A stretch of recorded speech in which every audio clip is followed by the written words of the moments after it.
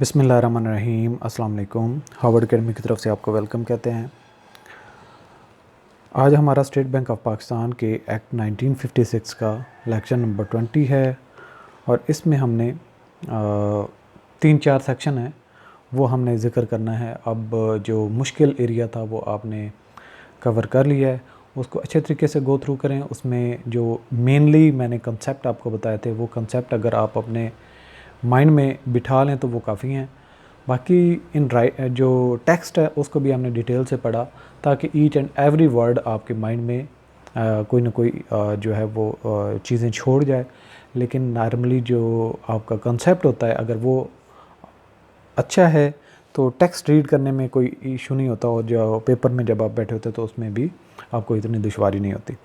तो जितनी भी बैंक सर्विसेज देगा, फिनेंशियल सर्विसेज, स्पेशली जो इसके मेन क्लाइंट्स हैं स्केड्यूल्ड बैंक्स, जो इसके ऊपर रिलाई कर रहे होते हैं, जो मॉनेटरी पॉलिसी कमेटी डिसीजन लेती है और मॉनेटरी पॉलिसी के मुताबिक ये क्रेडिट फैसिलिटी भी मुहैया करती है, जो गवर्नमेंट के इदारे हैं, और दूसरे नंबर पर जो स्केड्यूल्ड बैंक्स हैं।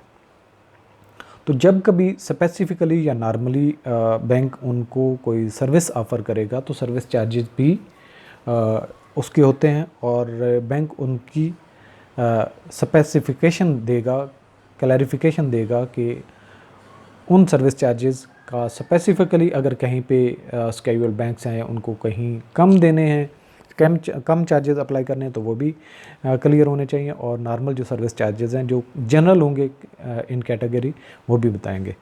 द बैंक, ये सेक्शन 22 है सर्विस चार्जेस के मुतालिक। The bank shall make public from time to time the standard service charges at which it is prepared to provide financial accommodation to the borrowing entities. Second number section 2 में in respect of finance provided by bank it may determine from time to time the terms and condition either generally or specifically। तो ये जो terms होंगी ये general हैं, वो भी उनको बैंक डिटरमिन भी करेगा और साथ में पब्लिक भी करेगा। जो स्पेसिफिकली या जो स्पेशली किसी एक कैटेगरी के ऊपर जो एक सहूलत है, वो क्रेडिट की जो फैसिलिटी है, अगर स्पेशली किसी एक बैंक को या गवर्नमेंट के इदारे को अगर वो मुहैया की जा रही है और दूसरी कॉमनली वो अवेलेबल नहीं है तो वो भी, और दूसरे नंबर पे जो जनरल होंगी उसकी कैटेगरी की सर्विस चार्जेस क्या हैं वो भी बताए जाएंगे। अच्छा, इसके बाद इस तस्वीर को देख के आपके माइंड में कुछ चीज़ आ रही होगी, तो ये सारी की सारी सिक्योरिटीज़ हैं। ये गवर्नमेंट की सिक्योरिटीज़ भी हो सकती हैं जो गवर्नमेंट वक्तन फ़वक्तन फ़ंड रेज़ करने के लिए इशू करती है, वो भी बैंक ख़रीद सकता है। और समटाइम जो अप्रूव्ड फ़ॉरेन करेंसी के कंट्रीज़ हैं वो भी सिक्योरिटीज़ इशू करते हैं ताकि लोग उसमें इन्वेस्ट करें। तो अगर स्टेट बैंक ऑफ पाकिस्तान उनको परचेज़ करना चाहता है, अपने पास रखना चाहता है, तो वो भी परचेज़ करके रख सकता है। और ये सिक्योरिटीज़ हैं, और सम टाइम जो गवर्नमेंट ऑफ पाकिस्तान उसको सपोर्ट करने के लिए अगर कोई एक टारगेट दिया गया हो और वो सिक्योरिटीज़ इतनी अभी तक सेल ना हुई हूँ तो उनको भी for the time being purchase करके फर्दर जितने भी लोग उसको परचेज़ करना चाहते हैं उनको कर सकता है। यानी कि गवर्नमेंट के जो फ़ंड हैं वो भी रेज़ हो जाते हैं, और साथ में ये जो सर्टिफिकेट हैं फर्दर बेच दिए जाते हैं लोगों को जो उसमें इंटरेस्टेड हों। तो इसको क्या कहते हैं, international reserves portfolio subsection इसका 1 है। ये सेक्शन 23 डील करता है इंटरनेशनल रिजर्व पोर्टफोलियो को। द बैंक में डायरेक्टली और indirectly purchase, hold and sell currencies, financial and capital instruments, यानी कि फाइनेंशियल और यानी करेंसी भी खरीदे जा सकते हैं, इंस्ट्रूमेंट्स भी खरीदे जा सकते हैं, including indices and derivatives issued by the government agencies, local authorities, corporate and supranational and in countries wherever issued, यानी कि कहीं पे भी उसने इशू किए हैं जो अप्रूव्ड करेंसीज़ वाले कंट्रीज़ हैं, अगर वो भी इशू करते हैं। Whose currencies has been declared and approved foreign exchange and remaining effective maturity. यहाँ पे मैच्योरिटी की टाइम का पीरियड आ जाता है कि जिसकी 30 साल से ज़्यादा है वो परचेज़ नहीं करना। लेकिन यहाँ पे इसकी एक्सेप्शन ये होगी कि जब ये स्टेट बैंक ऑफ पाकिस्तान बना था, इसका एक्ट इफ़ेक्टिव हुआ था, अगर उस वक्त किसी सिक्योरिटी की टाइम जो है वो 30 साल से ज़्यादा था तब भी कोई इशू नहीं है। और कुछ ऐसे जो जब इसके हिस्से में यानी कि इंडियन रिज़र्व जो बैंक है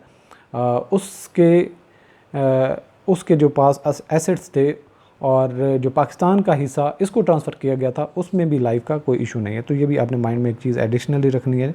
and remaining effective maturity of which is determined to be not more than 30 years at the time of purchase. जब परचेज़ करने हैं तो, लेकिन उसके बाद आपने वो 30 साल से ज़्यादा की मेच्योरिटी वाले कोई भी इंस्ट्रूमेंट्स वगैरह नहीं खरीदने, provided that the restriction relating to maturity shall not apply to securities held by the bank on the date on which this act comes into force, or any securities that may be received as assets under the Pakistan Monetary System and Reserve Bank Order 1947. The permissibility of each of the assets classes shall be determined by the board. अच्छा, यहाँ पे मैं एक mind में मेरे चीज़ आ गई कि चूँकि एडवर्स क्लास के जो व्यूअर्स होते हैं, स्टूडेंट्स होते हैं, तो सिक्योरिटी जब एक इशू की जाती है और उसकी एक लाइफ स्पैन होता है। फ़र्ज़ किया फेडरल गवर्नमेंट ने अगर कोई सिक्योरिटी इशू की है और वो कहा जाता है कि जी ये 10 साल के लिए, इट्स मीन कि 10 साल तक उनको इसके ऊपर डिविडेंड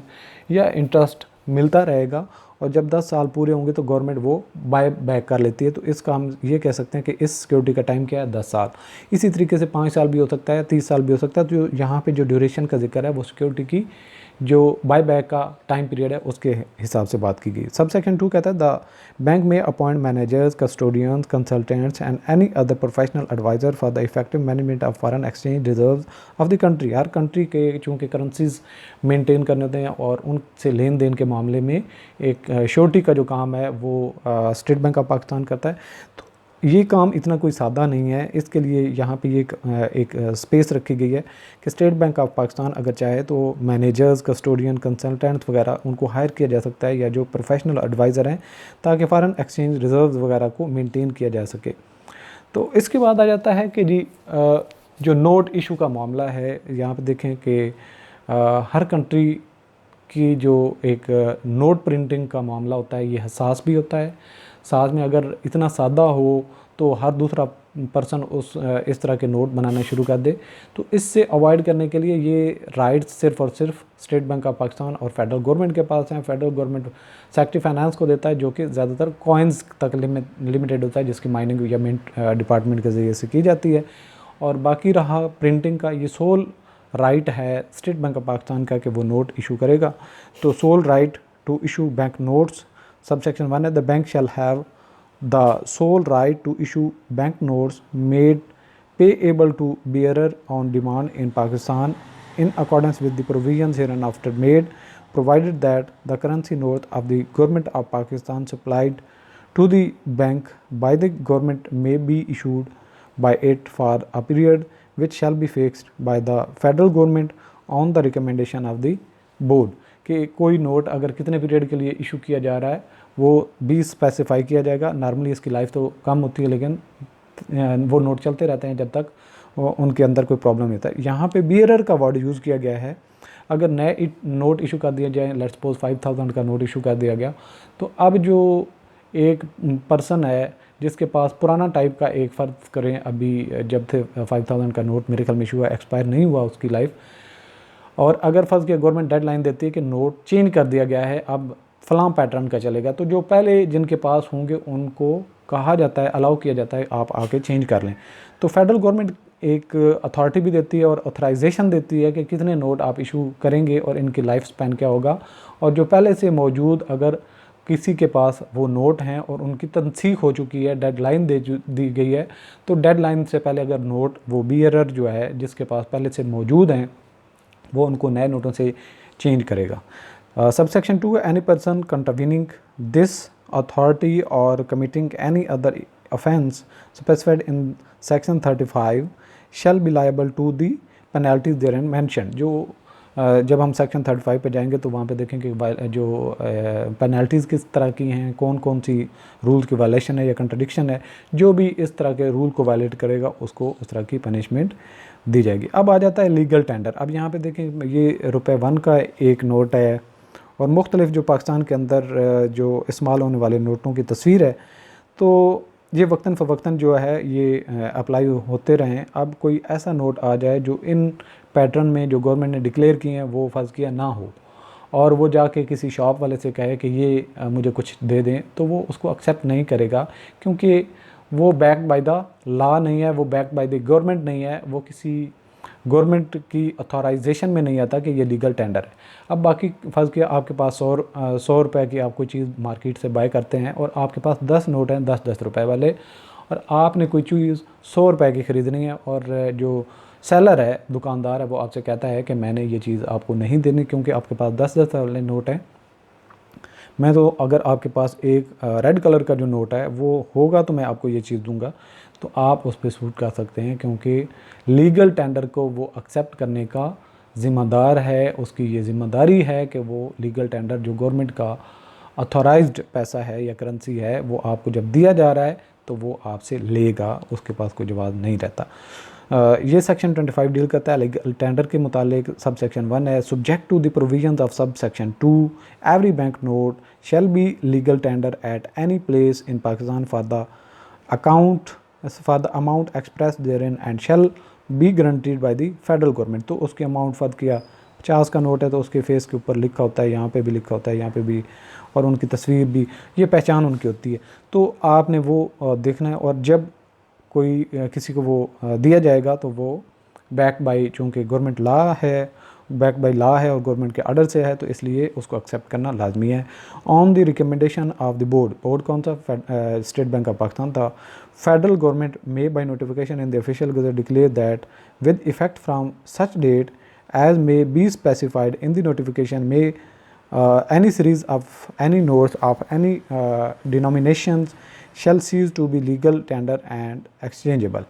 कि जो फेडरल गवर्नमेंट और स्टेट बैंक ऑफ पाकिस्तान का जो बोर्ड है ये मिलकर डिसाइड करते हैं कि अगर फर्ज के 5000 का नोट अब ख़त्म करना है तो 25 की फ़लाँ डेट से इसकी एप्लीकेशन ख़त्म हो जाएगी, और उसके बाद ये करेंसी वैलिड नहीं रहेगा। कोई बियरर चेंज करना चाहता है कर सकता है, और अदरवाइज़ ये सीज हो जाएगा और ये लीगल टेंडर का स्टेटस नहीं रखेगा। तो उस डेट गुजरने के बाद आगे कहीं भी आप जाएंगे और उससे कोई आपको चीज़ सेल नहीं करता तो आप उसके ऊपर कोई क्लेम नहीं कर सकते, और गवर्नमेंट उसको बैक नहीं करेगी, क्योंकि गवर्नमेंट ने ऑलरेडी अपना डिसीजन डिक्लेयर कर दिया हुआ है कि हम इसको लीगल टेंडर अब डिक्लेयर नहीं कर रहे इस डेट के बाद।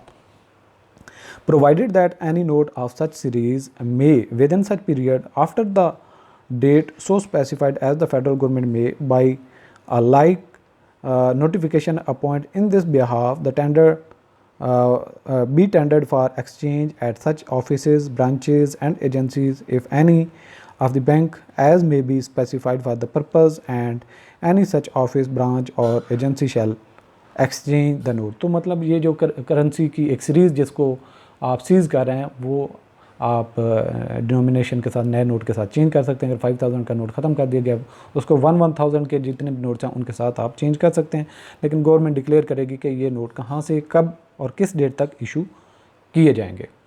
तो आज का सेशन यहाँ पे इख्तिताम करते हैं। बाकी आप हमारा कंप्लीट जो सेशन है उसको ज्वाइन करने के लिए आवर्ड अकेडमी के प्लेटफॉर्म को विज़िट कर सकते हैं, और जो वहाँ पे मैकेनिज़्म है कि आप किसी कोर्स को कैसे ज्वाइन कर सकते हैं वहाँ पे वीडियो मौजूद है, तो उसको देखते हुए आप अपने कोर्स को कंटिन्यू कर सकते हैं। ऑल द बेस्ट, अल्लाह हाफ़िज़।